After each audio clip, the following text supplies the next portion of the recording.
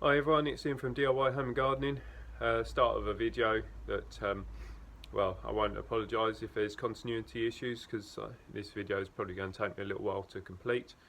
As probably most of you know, my main interest is in plants, gardening, horticulture, yeah, the last few years it's been harder and harder to keep growing stuff and quantities in well, just using the house. And certainly my wife's getting fed up with the dining room every spring being turned over to a mini greenhouse, so thought it's about time I actually built a greenhouse, and that's what this video is hopefully going to show. Okay, so this is probably going to be my little home for a while. It's the garage. It's not the tidiest, but you know whose garage is. This is my rough sketch out of what I'm going to create, which is going to be a lean-to greenhouse, about 2.8 meters in length, 1.5 meters deep, and originally I was thinking about 2.1 to 2 meters in height. The reason for that height was because there's an extractor fan above that area, which is from the kitchen, and the reason for this distance is because there's a downpipe there, and I don't want to get things even more difficult than they have to be. What I'm planning to use for these uprights and cross beams is 2 by 2 inch timber, so that's roughly 5 centimeters by 5 centimeters. And these internal panels are polycarbonate, which has yet to arrive, but it is on order. So yeah, there's certain bits I can do now, certain bits I can't. So my intention is that with these uprights and roof panels, rather than doing the timber work and then battening or screwing down the polycarbonate onto it, I'm going to try and router each sections of timber with a router. It looks well used. To be honest, I've had it a while, but I've never really used it that much, and having had a slight practice this morning, having set up an appropriate sized bit, you'll see that my routering skills need some work, but hopefully hopefully I can suss that quite quickly. So that's the background bit. Let me show you where it's going to go. So this is the area it's going to go, side of the house. You can see that door down there, that's the garage where we just were, and my intention is to start it around here somewhere, and say terminating probably around where the join is for the extension, so it doesn't interfere with the downpipe. What I've done this morning is just cut a few lengths of timber just to work out dimensions. So that spacing there is 1.5 meters. That upright gives me 1.8 meters, which means that I can comfortably walk right into the corner without banging my head. And that section there is 2.2 meters, which I thought would actually be a good height, but actually looking at it, it looks like the proportions are a little bit out, and it doesn't need to be that high. So I'm thinking I might actually come down a couple of courses of brick and actually stop it around about here, which will take off about 20 centimeters from the final height. So let me just turn around so you can see from this side. Now hopefully that's a bit easier without the glare of the sun. So yeah, you can see if you look on the left, if you come 2 courses down, or course 2 courses down, then that'll give us ample pitch still. So yeah, I suppose we need to get to the garage and start cutting some uprights. Right, so we know that our shortest uprights are 1.8 meters. These lengths here in total are 3.6, so that means that I can get 2 uprights per section. And from here I know that I need to create 5 of those. So I'll be cutting 3 lengths down just to start on these sections here. And this section here, or these sections, are roughly 1.6 meters. So again, I'll be able to get 2 sections per length of timber, so I can always cut those down, but for the time being I'm just going to do these uprights here and the 1.5 metre and 1.5 metre for that side. Okay, so before I've even cut any wood, I've made a slight amendment, as I'd forgotten to take into account the bottom timber work dimensions and the top purlin. So yeah, with each of those being 5 centimetres, that means these intermediates need to now be 1.7 metres, which will give me a total height then of 1.8. So going to cut these 1.7s. Okay, I've finally taken the plunge. I've done some cutting, so I've got the 5 lengths there, the 1.7 metres for the uprights, and then the 2 1.5 metre lengths that are going to form part of the base. So next stage is to, well, bring myself and start routering these. So again, just going from my design, my crude design, you can see that these outer posts here only need routering on one side, whereas the internal posts are going to need to be routed on both sides. So the main thing now is to set up the router. Let me just show you. So setting it up so that this guide here will run along the side of the timber. Let me just show you how roughly. And then that actual router bit there would then follow the middle line of the timber that we're going through. So yeah, I have calibrated this, set it all up, and this is at the correct depth that I want it, which is 1 centimetre protrusion.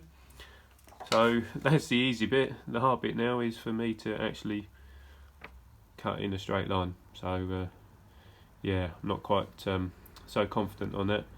I might just go and grab a couple of clamps and then clamp the wood onto this bench. So let's see, all set up, all centralised. So I don't know if you can see, but I marked out centre of the timber, both ends, and drew a line, and then basically allowed the router bit to go down, do a little bit, and then just check that it's dead centre with the wood. So I'm confident that it's in the right spot now. It's just yeah, questionable as to my ability to be able to maintain a straightness through all of that lot.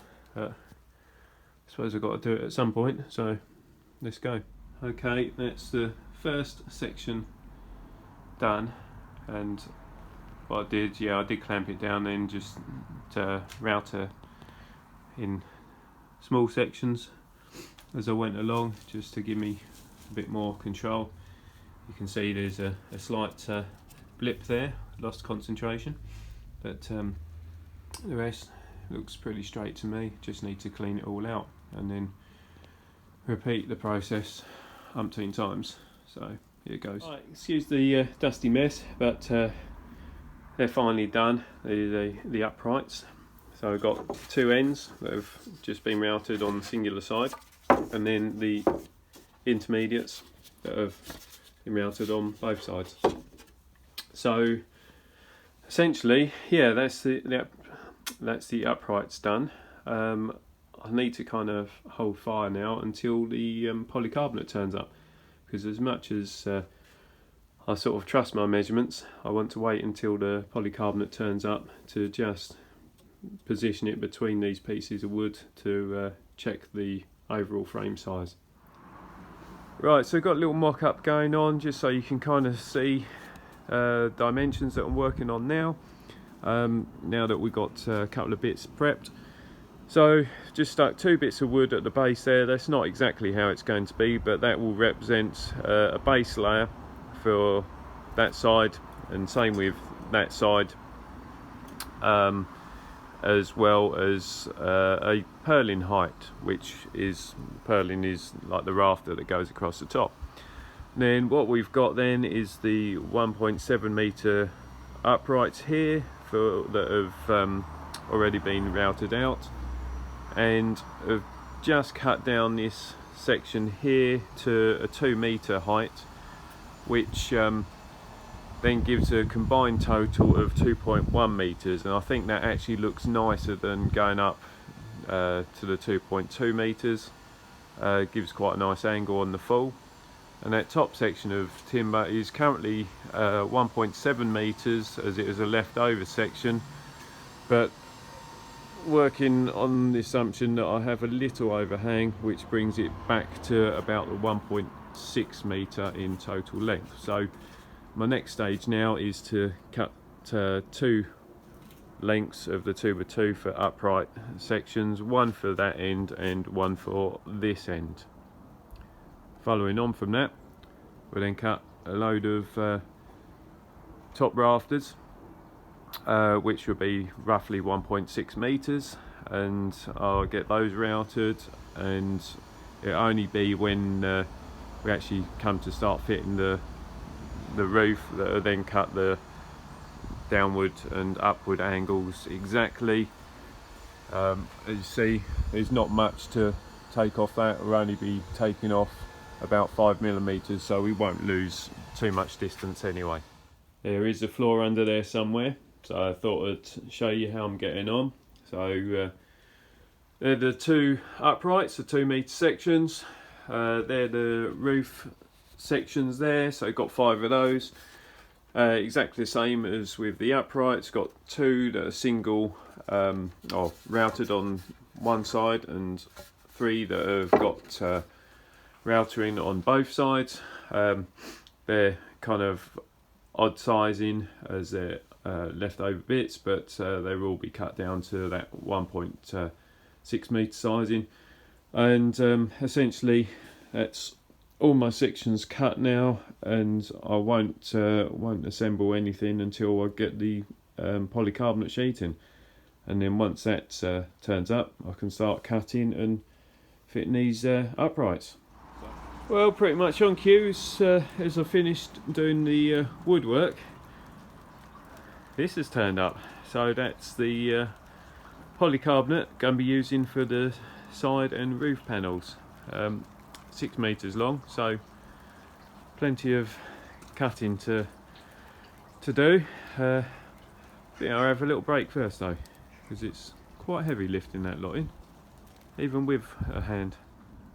Right, thought I'd just show you a quick mock-up before I start screwing in the uprights, just so it becomes obvious as to what I'm doing, how to do it.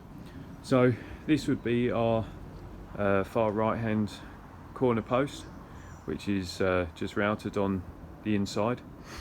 Obviously the first section of polycarbonate that we've cut, which is to the same height as the post, that's an intermediate post, so routed on both sides. And so because the polycarbonate sits within the channels, it's gone from being a 690mm piece of polycarbonate that was visible to now there's only 670mm visible between post to post. So what the intention is, that's going to be my ground beam there, which spans that away, and to start with I'm going to screw, well, I'm going to lay everything flat on the deck, but just to make it easier I thought I'd show it whilst it's upright. Screw the first post to the end there, then measure off that internal side of the post 670mm, then screw the next upright, measure 670mm, next upright, and so on till we complete that. Once all the posts are in place, then all being well, as long as it's got the measurements correct and spacing's right, then all the sheets of polycarbonate will be able to be taped and just slop straight in. Should be as simple as that. We know it won't be, but it should be. So anyway, so just quick basics on how I'm fixing them together. I've drilled pilot hole first with slightly undersized drill bit, then using some good quality screws, 80mm long, so you're getting good depth through that. Fix it through, and then so that's the first one which I've done to the top. Second one will be down there on a diagonal so that it keeps the timber nice and square, and before I'm doing that, just use your set square to make sure that angle of the upright to base is nice and square, because if you start off wonky you only get worse. And also you want to make sure that obviously your outer edges are flush, so tops are flush, sides are flush. So do that. I had a slight change of thought, so what I'm going to do is I'll fix this post, then get one of the sheets over, butt it up, and I'll actually build this whole panel in situ, and then that way I can lift the whole unit in one go and know that all the posts are going to be right, rather than fixing, measuring and then fixing again. So yeah, just going to do it once. So just a quick one, it's worth remembering which way you've got your external UV protective layer. So for this unit, the protective side is on the outside, or is on the underside, which will then be my outside. So yeah, just make sure if you're doing it this way, then get your panels in the right way to start with. So yeah, let's carry on. Right, so that's the last post panel screwed into position. Gives me my total length. So that section will need to come off at some point, but what I'm going to do now is move this whole lot over to that side and screw the top section of timber on, so then that'll make me a nice frame. Once it's all framed and secure, then I can then cut off the excess, which will be here, and the same length on the top there. Right, as you can see, got the top rail onto the panel, cut off the overhangs on the top and bottom pieces of timber. Now what I've got to do is fix the 1.5 metre sections on, that essentially would be the piece that would run across the ground. So yeah, need to do that on this end and far end. Okay, so they are the base supports, or what will be the base supports. Next job now is measure from here down to the other support, and measure that and cut a length of timber that will fit between the two, and then screw that onto this panel here, and then that will just stop these timbers moving. Right, back with you this morning after last night's gales and torrential rain. So you can see that I've cut the base support there, which runs across, holds these side bars in nice and securely, and I've cut an identical one and also fitted that to the, well, what looks like the top, but it isn't. And so we know that that's going to keep the frame all nice and square and straight.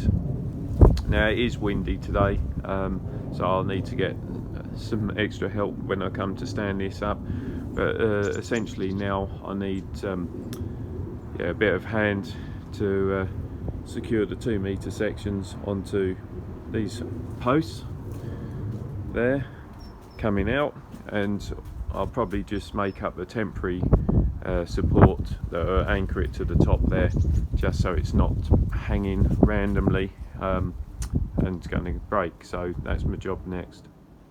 So with a little help, we've got that top support fixed at that end, so that beam there will actually end up becoming the back. And what you need to do now is measure the distance from the bottom there all the way across, and then that distance needs to be the same across the top, so then you'll know that that beam there, which will be your header beam, will be nice and square. So that beam's all secured. Then with a little bit of help, just lifted up the sides, got it propped, so then I can screw this beam onto the framework. It's all secure. We've got all this side panelling done, front panelling's done, and your other base support. Now going to need a hand to lift the whole thing up to vertical, and because it is windy, what I'm going to do is just knock up a couple of quick braces, so using some scraps of wood, literally just to make sure that it's going to prop up right. So having done far end, you just need someone to help you fix this near side one on. Obviously The way I'm doing it, I'm screwing through all the frame, but you could save yourself a bit of hassle on this side of things and get all the frame set out and then just fix on this back bracket using back piece of timber with a bracket. But personally I think it's stronger going through all the timbers to connect it properly. Okay, so you can see that it's up, kind of. So next section, need to cut the beam same length as that ground beam there, side to side, and that will then secure on from that top post to that top post, which will bring them in nice and square, and it'll be that top beam that we can then drill into the wall for and secure it all together. So you can see there we've got our top header beam on, which will be the section that we then screw to the wall. You can see obviously the far side I've got my horizontal support. What I would say is if you're shorter than me, then it'd probably pay you to put another horizontal support from here to here, but because I'm going to be taller than these panels, I want to have a door that's going to be tall enough for me to be able to get straight in. So I'll wait until I get the roofing sorted out and then build framing up to the roof to accommodate a door. Yeah, it's important now to just get this secured into the brickwork. Obviously I'm fixing mine according to where the timber is, because I know that the patio that I'm setting all this on has a slight fall to it.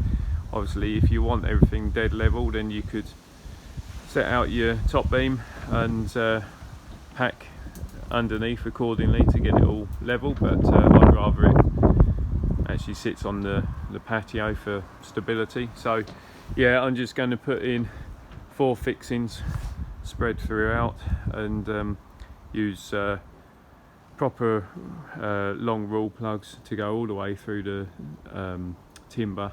Well, they're called frame fixers, but let me show you. Yeah, so that's the frame fixer. So yeah, we use them in building quite a bit, and as the name would suggest, for fixing frames in place. So you drill the hole same size, so this is a 10mm diameter, so you drill a 10mm diameter hole through the timber work and then straight through into the brickwork, and then that knocks all the way through the timber and the brickwork, which ties the two together, and then you screw the screw in, which holds it all firmly. So yeah, 4 of those going into the top section. Thought I'd show you on the first fixing that I'm doing. So what I did was drill through the timber first using a wood bit, and then just drilling straight the way through, then using that hole as a pilot hole, using the masonry bit, going straight the way through into the brickwork, and then that frame fixer, let me just knocks straight in, and that will pull it into the wall, and then you screw that tightly. At the same time as doing that, I've got some mould damp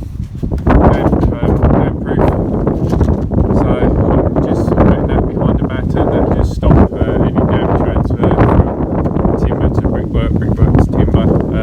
It's a little bit of mouse chews, but that won't notice, because afterwards I'll just run along with a knife and cut that out. But anyway, start on one corner and then work your way across, and that way you'll get it nice and secure, and check your uprights as well. Right, okay, so we're ready to fix the first sort of roof bars or joists on. So now we need to work out how to actually cut them to create your sections where it will sit onto the plate, or the roofing plate. So this is your roofing plate, and the cut section here is actually called a bird's mouth, and you can see that in order for it to sit squarely on this plate, we're going to have to work out an angle upwards and an angle on a horizontal. So we're going to have to do that at the top, also at the bottom, and we'll also want to cut the very top of the timber work to get it so it sits nice and flat against the wall. How do we do that? Right,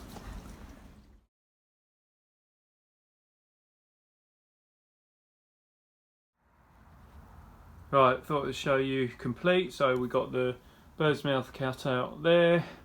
Coming down, we then got the next bird's mouth, which would be on our side panelling, and then also cut the vertical point there. So let's just go and offer it up, check it all fits. That fits. I was reasonably confident it would, but you can never quite tell. Anyway, that's the first one done.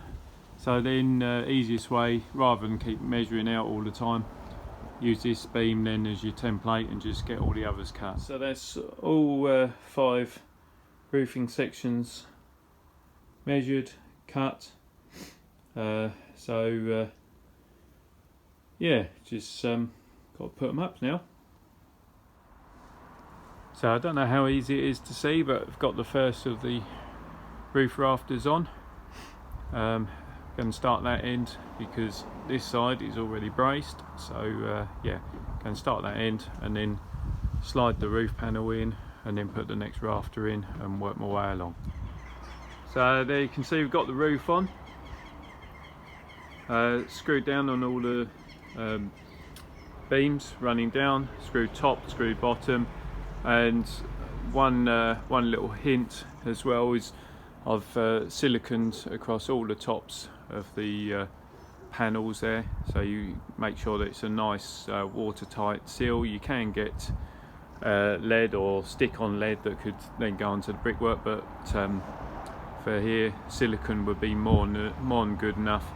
And yeah, what I would say is do your siliconing panel by panel, because that way you can actually reach to do it. But so yeah, roof on, sides done obviously, and then I think what we'll get done next will be the side panels, and front and end I should say, and really that is going to be a case of doing more of the same, cutting your timber work, routering your channels out to hold your polycarbonate, and then it's up to you as to whether you're putting in doors or windows or whatever it happens to be. So yeah, I'll do a final shot once I'm finished.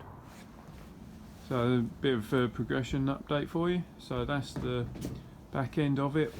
Left an opening there as that's where I'm going to put a window, or maybe try and make some louvers, don't know, but for the time being that's as it is. And then we'll just get round. So step back a touch, and so that's the front there. So I'm just starting up this side wall using exactly the same technique, so cutting the timber, routering it out to accommodate the panels like so, and built the door as well. So yeah, the door is slightly off centre because I wanted a wider gap up this side, which house some shelving, and that's where my plants will sit. And yeah, so just got to finish up these side panels really, and then once they're done, then I'll fit the door. Okay, thought I'd show you the finished article. So just need to get a door handle and a lock, but aside from that, here we are.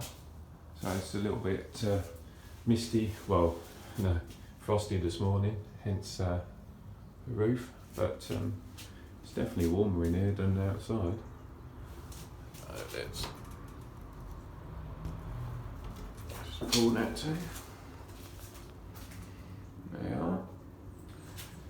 So that window there, I've only screwed that in temporary because I am going to make it into a proper window that can well, open, well, either a window or split it in half and make a louver panel to the top. But essentially that's it done. So yeah, I'm pretty happy with that. Here we are, just on the outside. Yeah, and the back of it as well. Very exciting.